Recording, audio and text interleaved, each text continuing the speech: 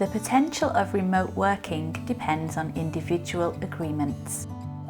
During the 80s, some enterprising entrepreneurs gave life to forms of so-called atypical self-employment, such as Pony Express and door-to-door sales.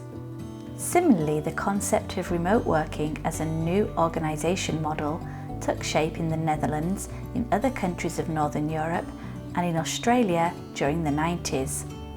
Smart working, literally translated from English, means intelligent working. Our legislator has called it agile work or remote work. This new form of work, due to the health emergency linked to COVID, has affected, statistical data in hand, about 8 million workers. This way of working is likely to find more and more application in our companies of the future. Agile working gives mutual benefits to workers and employers. In fact, it is generally perceived by workers, and in fact constitutes, a condition for better execution of work performance. This is because it allows employees to start their working day while having breakfast at home, to save the time spent travelling home to work, and to better combine work needs with personal ones, thanks to the autonomy and flexibility of working hours.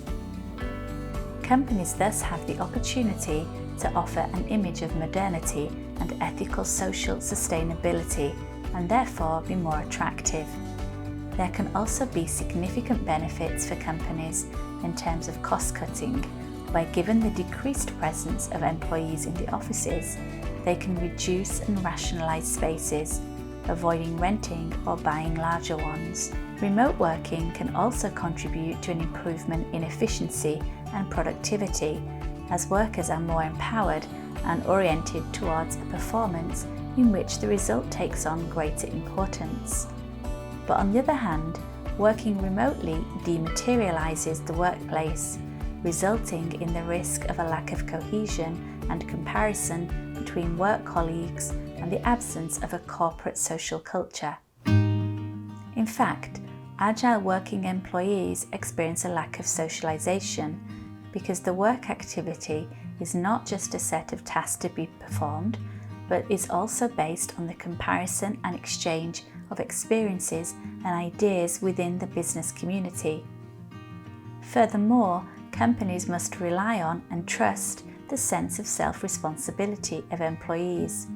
Trust, which is in itself a cornerstone of every working relationship, requires an even more meaningful significance here. In the context of the mixed picture described above, the regulation of remote working becomes fundamental. In this regard, the legislator, with Law No. 81 of the 22nd of March 2017, delegates the individual bargaining between employer and employee. Here, with the individual agreement, it will be possible to establish the methods of execution of the work performance in an agile way, which can be identified case by case based on the concrete needs of the parties and the actual technical organisational context of the company in which the performance must be rendered. So, remote working, if done intelligently, can constitute for companies and workers a great opportunity to relaunch in a sustainable way thanks to its own agility. Salvatore Trifiro, lawyer.